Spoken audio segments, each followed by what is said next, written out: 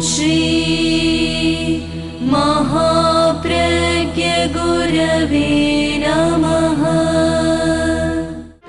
जिसके सांसों में रहता है शाश्वत शांति का स्पंदन, उस महाप्रज्ञ को वंदन, उस महाप्रज्ञ को वंदन।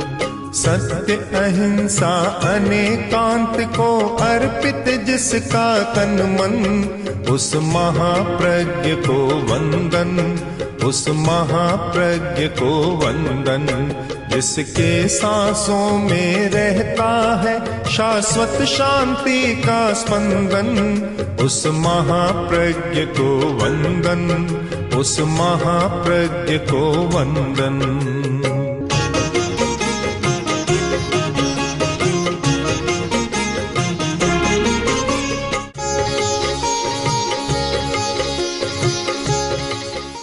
की रक्षा कैसे करें, आत्मा की रक्षा कैसे करें? तो पहली बात ये बतलाई कि नित्यं क्रोधात् तपो रक्षेत्।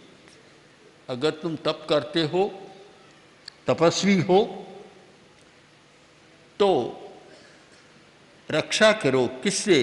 कि क्रोध से, कहीं क्रोध तपस्या के पास न आ जाए। बड़ी कठिनाई है कि तपस्वी के साथ क्रोध जुड़ा हुआ है।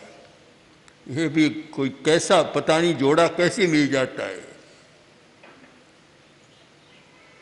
कई बार ये कैसेट बोलती है, लोग गाते हैं कि गुनारी जोड़ी ना ही मिले, पर यह तो जोड़ी मिल गई। कैसी जोड़ी मिली?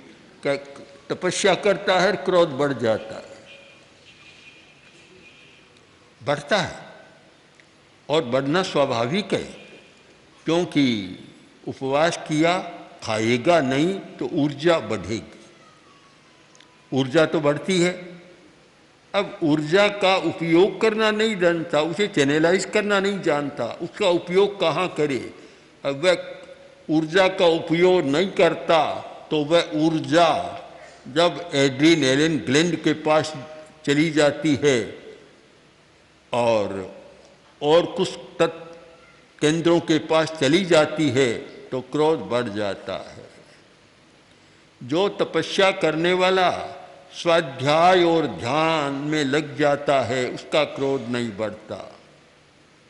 उपवास किया, न स्वाध्याय न ध्यान, वो सारा समय विकथा में बिताया तो क्रोध को तो बढ़ना ही है। फिर वह ऊर्जा कहीं न कहीं तो अपना रास्ता खोजेगी।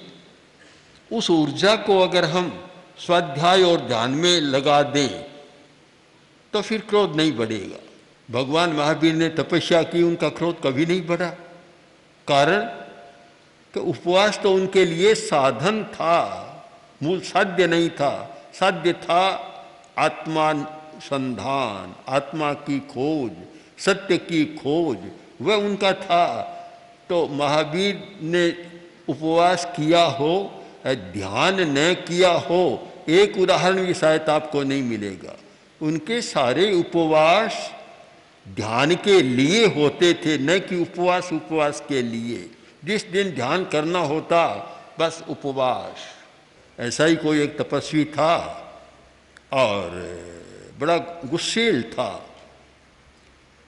किसी गृहिणी के पास बाहर आया और कुछ मांगा, कुछ जो चाहिए था वह स्वागत नहीं हुआ। गुस्से में आया और आकर साप देने लगा। पहले तो चिड़िया थी, चिड़िया दिया, चिड़िया मरकर नीचे गिर गई, उसको साप देने लगा। वह स्वयं पहुंची हुई महिला थी, बड़ी धार्मिक थी, जानती थी। जब साप देने लगा तो कहा कि महाराज सब पर साप मत दिया करो, मैं चिड़िया नहीं हूँ आप जो गिर जाएगी। एकदम ठंडा हो गया। तो ये दो बातें चली। सापानुग्रह है, तपस्या के द्वारा दो शक्तियाँ पैदा होती है, साप देने की और अनुग्रह करने की। अनुग्रह भी कर सकता है वह अगर अच्छी तपस्या करे तो। किंतु जो लोग तपस्या के साथ आत्मानुसंधान नहीं करते, आत्मान्वेषण नहीं करते, आत्मगवेषणा नहीं करते, उनमें क्रोध बढ़ता है और क्रोध में कुछ ऐसी बातें मुंह से निकलती है, वह बात हो जाती है, पर उससे न उसका भला होता न किसी दूसरे का भला होता। इस सारी स्थिति को ध्यान में रखकर और कहा रक्षा करो, तपस्या की रक्षा करो। तपस्या भी आत्मा का एक परिणाम है। आत्मा की रक्षा करो, तपस्या की रक्षा करो। किससे? कि क्रोध से रक्षा करो। वहाँ डाका नहीं डालेगा कोई, डाकू नहीं आएगा। क्रोध सबसे बड़ा भयंकर डाकू या कुछ भी मान लो, उससे रक्षा करो। दूसरी बात, श्रियम रक्षेच मत्सरात्। अगर तुम्हारे पास लक्ष्मी है या आभा है, शोभा है, वैभव है, संपत्ति है, उसकी रक्षा मात्सर्य से करो, मत्सर भाव से। ईर्ष्या, स्पर्धा, इससे उसकी रक्षा करो कि ईर्ष्या उसके पास न आए, मात्सर्य न आए, यानी दूसरे के प्रति घृणा की भावना, ओछेपन की भावना या उसके अवमान की भावना तुम्हारे मन में न आए। तो लक्ष्मी की रक्षा करो। अगर मात्सर्य आया तो संपत्ति तुम्हारे पास टिक नहीं पाएगी। तो विद्या मानाहो मानाभ्याम विद्याम, ये विद्या की रक्षा करो, उसके पास न मान अहंकार आए और न अवमान किसी का आए, उसे बचाओ। आत्मानं तु प्रमादतः, आत्मा को बचाओ, आत्मा की रक्षा करो। तो वह किसकी रक्षा करें? प्रमाद से। आत्मा को प्रमाद से बचाओ। प्रमाद ये आत्मा के लिए बहुत घातक तत्व है। प्रमाद, प्रमाद से बचाओ। प्रमाद बहुत बाधा डालने वाला है। एक शराबी शराब के नशे में होता है, उसको पता नहीं लगता क्या है। प्रमाद भी कम नशा नहीं है। जो प्रमादी है उसे भी पता नहीं लगता। भगवान महावीर ने साधना के लिए किसी एक शब्द को प्रमुख रखा तो वह है अप्रमाद, जागरूकता। सदा जागरूक रहो, सोओ मत, जागरूक रहो। प्रमाद का मतलब है विस्मृति, भूल जाना। प्रमाद का अर्थ है सो जाना, मूर्छा में चले जाना। भूल जाता है आदमी, अपने आप को भूल जाता है। और यदि हम ध्यान से देखें तो यह स्पष्ट होगा कि आदमी जितनी चिंता दूसरों की करता है उतनी अपनी चिंता नहीं करता।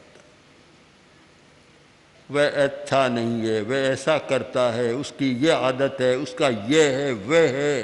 दो व्यक्ति बैठेंगे तो पराया रामायण बन महाभारत आ जाएगा, अपना रामायण महाभारत नहीं आएगा। अपने को इग्नोर कर देता है, बिल्कुल भुला देता है। ये भुलक्कड़पन की बात, अपने आप को भुलाने की बात, इस बात को समझाने के लिए अनेक कहानीकारों ने कहानियाँ भी लिखी है, श्लोक भी लिखे हैं, ग्रंथ भी लिखे हैं प्रमाद और अप्रमाद पर।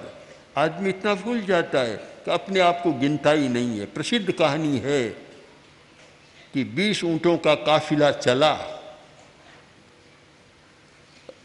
थार को पार करना था, रेगिस्तान को, थार को, जंगलों को पार करना था। एक थार को पार किया और पार करने के बाद बोले भी देखो, हमने ये बड़े गहरा रेगिस्तान थार का प्रदेश इसको पार कर दिया, अब गिन तो लें कि कहीं कोई छूट तो नहीं गया है। एक निकाल, मैं गिनती करता हूँ, सामने खड़े हो गए और गिनना शुरू किया। 1 से चला और 19 तक पहुंचा। एकदम स्तब्ध हो गया, बोला भी एक तो खो गया, अपना एक साथी तो खो गया। दूसरे ने कहा कि तुम ठहरो, मैं करता हूं। तो दूसरा आया, उसने भी गिना, तो उसने भी कहा भी एक साथी खो गया। अब 2-4 ने ऐसा किया और सबकी गिनती में 19 आ रहे, 20 आ ही नहीं रहा है कि एक साथी तो खो गया है। रोने लग गए, बिलाप करने लग गए, चिल्लाने लग गए। उधर से कोई एक आदमी आया, बड़ा समझदार था, उसने कहा भैया क्या बात है, क्यों रोते हो, जंगल में यहाँ रोने की क्या बात है, क्यों रोते हो? कि भाई क्या बताएं, हम घर से चले थे, साथ में चले थे, अनुबंध था कि हमेशा साथ रहेंगे, तो हमारा एक आदमी कहीं बीच में भटक गया, खो गया। उसने कहा रे कितने थे? कि 20 थे। तो अब मेरे सामने खड़े हो जाओ, मैं गिनता हूं। तो गिनना शुरू किया, 1 2 3 और ये 20वां। देखो 20 है, तुम कैसे करे 19? ओहो भाई साहब क्षमा करें, भूल हो गई, मैंने सामने वालों को तो गिन लिया, अपने आप को नहीं गिना था। खो गया। प्रमाद से आदमी खो जाता है, अपने आप को भी गंवा देता है, दूसरे को नहीं अपने आप को भी गंवाता है। तो बड़ी कठिनाई है कि प्रमाद के कारण आदमी अपने आप को भूल जाता है। हम धार्मिक लोगों से पूछें कि धर्म क्यों करते हो? आत्मा के लिए। आत्मा क्या है, कहाँ है? आत्मा का स्वभाव कहाँ है कि हम तो नहीं जानते। जिसके लिए धर्म करते हो और उसको भी नहीं जानते, कितना बड़ा प्रमाद है। यही तो है प्रमाद, विस्मृति, कि हमें उसकी स्मृति नहीं है कि मैं किसके लिए जा रहा हूँ। कार में बैठा और कार चालू हो गई, घंटों तक चलती रही। आखिर बोले, ड्राइवर बोला कि भैया बताओ कहाँ जाना है? या आ गया तुम बता रही, कहाँ जाना है? कभी अब तो पता तो मैं भूल गया हूँ। यह है प्रमाद, विस्मृति, अपने लक्ष्य को भूल जाना, अपने कर्तव्य को भूल जाना, अपने गंतव्य को भूल जाना, यह है हमारा प्रमाद। और आत्मा को प्रमाद से बचाओ, यानी आत्मा के स्वरूप को जानने का प्रयत्न करो, उसे भुलाओ मत। अगर ये पूछा जाए कि 24 घंटों में पैसा, रोटी, पानी कितनी बार याद आता है और आत्मा कितनी बार याद आती है? 24 घंटे की बात मैंने कह दी, 24 दिनों में भी, 24 महीनों में भी कभी आत्मा है, याद आती है या नहीं आती है? वह याद नहीं आती। याद तो और काम तो आएंगे, जो व्यवहार के काम चलते हैं सब याद आएंगे, पर मैं आत्मा हूँ और मेरा सबसे बड़ा वैभव, संपत्ति, धन जो कुछ है वह मेरी आत्मा है, मैं आत्मवान हूँ। कभी याद ही नहीं आता। बाहर का ऐसा चक्र है कि शरीर को चलाने वाली सारी चीज़ें याद आती, किंतु आत्मा की बात याद नहीं आती। बहुत लोग जानते ही नहीं है कभी शरीर में कोई दूसरी चीज़ भी है क्या।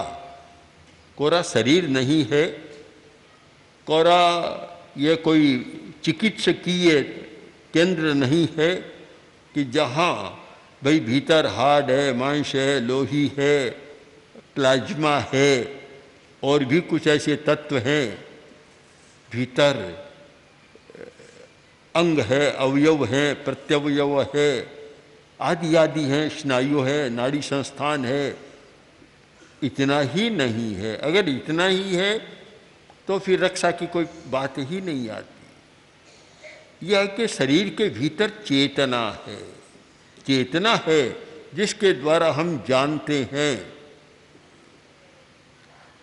हमारा सारा ज्ञान चेतना के द्वारा होता है और वह शरीर नहीं है, शरीर के भीतर है। भीतर है, शरीर नहीं है। मकान है सामने, किंतु मकान तो कोई नहीं है, मकान तो मकान है, उसमें कोई है। तो शरीर तो एक मकान है, उसमें कोई रहने वाला है। हम मकान को तो जानते हैं, रहने वाले को नहीं जानते। भीतर जो रहता उसको नहीं जानते, भीतर का पता नहीं कौन रहता है। आजकल जैसे होता है ना कि एक फ्लैट वाला दूसरे फ्लैट में कौन रहता है नहीं जानते। कोई आश्चर्य की बात नहीं कि दूसरे फ्लैट में रहने वाले को नहीं जाने तो कोई आश्चर्य की बात नहीं, पर अपने फ्लैट में रहने वाले अपने आप को नहीं जाने तब तो आश्चर्य की बात होती है कि स्वयं को भी नहीं जानता। जिस मकान में रहता है, बच्चा जन्म लेता है या गर्भ में आता है तब एक शरीर का निर्माण करता है, और वह जब तक जीता है 50, 60, 70, 80, 90, 100 वर्ष तक कोई जीता है तब तक उस घर में रहता है। घर को तो वह जानता है पर घर में रहने वाले को तब तक भी नहीं जानता। इमाश्चर्य मतक परम, इससे बड़ा और क्या आश्चर्य होगा कि अपने पड़ोसी को नहीं, अपने भीतर वाले को भी नहीं जानता। पड़ोसी की बात तो छोड़ दें हम। कारण विस्मृति, हमें स्मृति नहीं है, स्मृति नहीं, अपने आप को नहीं जानते। प्रमाद का एक अर्थ है विस्मृति, भूल जाना, अपने लक्ष्य को भूल जाना, अपने स्वरूप को भूल जाना, अपने कर्तव्य को भी भूल जाना। और प्रमाद का एक अर्थ है मूर्छा, मूर्छा, मूर्छा में चला जाता है आदमी, जागृत नहीं रहता। जागरूकता अप्रमाद है, प्रमाद है सोना, मूर्छा में चले जाना, सोया हुआ है। अब कोई पूछे कि तुम जाग रहे हो, जाग रहे हो, अब जो सोया हुआ है वह उत्तर नहीं देगा। जो व्यक्ति सत्य को नहीं जानता वह व्यक्ति सोया हुआ है। आचार्य का एक बहुत सुंदर सूक्त है, सुत्ता अमुनि मुनिनो सया जागरंती। सुत्ता अमुनि, जो मुनि नहीं है अर्थात ज्ञानी नहीं है, वह सदा सोया हुआ है। जागता है तो भी सोया हुआ है क्योंकि उसे पता नहीं है यथार्थ का, वह सोया हुआ ही रहता है।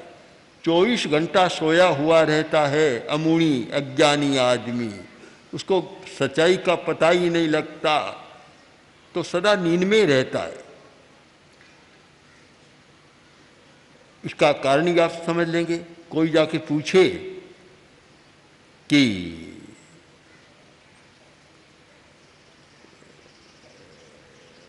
तुम्हारे भीतर आत्मा है, मुझे पता नहीं, मुझे पता नहीं। जैसे कोई जाकर पूछे कि तुम्हारे घर एक आदमी आया था, वह अब कहाँ है, कि मुझे पता नहीं। ठीक उत्तर यही हो गया कि तुम कौन हो। महर्षि रमण ने इस सूत्र को ही साधना का सूत्र बना लिया था कि मैं कौन हूँ, तुम कौन हो, मैं कौन हूँ। बस मैं कौन हूँ, इस बात पर चलते चलते मैं कहाँ कौन हूँ शायद पहुँच जाता है आदमी, पर इसको पता ही नहीं कि मैं कौन हूँ। जानते ही नहीं। क्यों नहीं जानते? कि प्रमाद के कारण, मूर्छा के कारण के जागरूक नहीं बना, अपने प्रति जागरूक नहीं बना। और ये बहुत बड़ी सच्चाई है कि जितना दूसरे के प्रति जागरूक है, बाहर के प्रति जागरूक है, भीतर के प्रति उतना जागरूक नहीं है। चोरी हो गई घर में और मालिक ने पहरेदार को बुलाया, बुलाकर कहा देखो रात को चोरी हो गई, तुम कहाँ थे? कि मालिक में ड्यूटी पर था, दरवाजे पर ही बैठा था। तो चोर संदूक उठा कर ले गया, पेटी, तुम्हें पता नहीं चला? मुझे पता तो लग गया था, पता लग गया। तो तुमने पकड़ा नहीं? कि नहीं पकड़ा। मैंने क्यों नहीं पकड़ा? कि मैंने चिंतन कर लिया, सोच लिया था मैंने कि पेटी ले जा रहा है, कोई बात नहीं, चाबी तो मेरे मालिक के पास है, ले जाकर खोलेगा कैसे? भीतर वाला तो मिलेगा नहीं इसको, इसलिए मैंने उसको नहीं पकड़ा। आदमी चाबी पर बाहर की बात पर ध्यान देता है, भीतर की बात पर ध्यान नहीं देता। चाबियां तो अलग अलग हो सकती है, कितनी मिल सकती है, पर जो भीतर में है वह जवाहरात तो बाहर मिलेगा नहीं, वह तो चला जाएगा, चाबी तो फिर मिल जाएगी, पर सारा ध्यान बाहर पर आकृष्ट है। और हम अगर ध्यान से देखें तो एक आदमी अपने शरीर के लिए जितना समय लगाता है, शरीर के लिए जितनी साज सज्जा करता है, जितना ध्यान देता है, क्या उतना शरीर के भीतर रहने वाले के प्रति ध्यान देता है? नहीं देता। पहले तो भीतर कोई रहने वाला ये जानता ही नहीं तो ध्यान क्या देगा? पर शरीर को ही जानता है, शरीर दिखाई दे रहा है, भीतर रहने वाला दिखाई नहीं देता, तो कैसे करेगा? इसीलिए ठीक कहा, आत्मानं तु प्रमादतः, आत्मा की रक्षा प्रमाद से करो। पहली बात है कि विस्मृति मत करो, आत्मा की विस्मृति मत करो। मैं आत्मा हूँ, मैं शरीर नहीं हूँ, इस बात की कभी विस्मृति मत करो। जो व्यक्ति इसकी विस्मृति करता है कि मैं आत्मा हूँ, शरीर नहीं हूँ, वह शायद कोई अच्छा धार्मिक हो सकता है, ये मानने में मुझे तो कठिनाई होती है। उसको अच्छा धार्मिक कैसे कहा जाए? परंपरागत धार्मिक हो सकता है, जन्मना धार्मिक हो सकता है, अनुयायी के रूप में धार्मिक हो सकता है, किंतु एक तेजस्वी साधक के रूप में वह धार्मिक नहीं हो सकता जिसको इस बात की स्मृति नहीं रहती कि मैं शरीर नहीं हूँ, मैं आत्मा हूँ। मैं आत्मा हूँ यह पहले नंबर की बात, और मैं शरीर हूँ दूसरे नंबर की बात है। क्योंकि मैं शरीर में हूँ इसलिए मैं शरीर हूँ कह भी दे, पर वास्तव में मैं शरीर नहीं हूँ। यह है कि मेरा घर है, मेरा घर, शरीर तो है मेरा बाहर का घर, यानी मिला हुआ घर है। मेरा अपना घर तो मेरी आत्मा है जहाँ कि मैं सदा रहता हूँ, मेरी चेतना है। अनुयोग द्वार सूत्र में एक बहुत सुंदर प्रसंग है। नए की मीमांसा करते समय कहा गया, पूछा गया कि तुम कहाँ रहते हो? उसने कहा मैं लोक में रहता हूँ।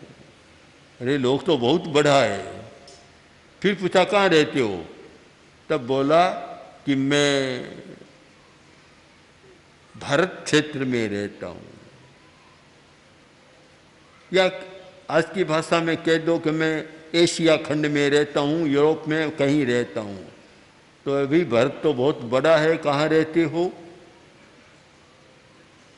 हम उस उदाहरण को इस भाषा में बदल दें कि मैं राजस्थान में रहता हूँ। तो राजस्थान तो बहुत बड़ा है, कहाँ रहते हो? तो फिर हम वर्तमान की बात को ले लें कि सिरियारी में रहता हूँ। तो सिरियारी का क्षेत्र तो बहुत बड़ा है, कहाँ रहते हो? तो कोई कह दे मैं हेम अतिथि गृह में रहता हूँ। वह तो बहुत बड़ा है, कहाँ रहते हो? कि अमुक नंबर के कमरे में रहता हूँ। कि कमरा तो बहुत बड़ा है, कहाँ रहते हो? कि उस खाट पर मंच पर बैठता हूँ, तो वह तो बहुत बड़ी है। फिर कहाँ रहते हो? तो आखिर कहा कि मैं शरीर में रहता हूँ, अपने शरीर में रहता हूँ। अरे शरीर तो बहुत बड़ा है, तुम कहाँ रहते हो? शरीर तो बहुत बड़ा है, तुम कहाँ रहते हो? क्योंकि आत्मा पूरे शरीर में नहीं रहती। चमड़ी में आत्मा कहाँ है? हाड़ में आत्मा कहाँ है? आत्मा रहती है तो नाड़ी तंत्र में तो हो सकती है, जो हमारा नर्वस सिस्टम है वहाँ तो आत्मा की चेतना रहती है, पर इनमें चेतना कहाँ है? बाहर तो कोई चेतना नहीं है।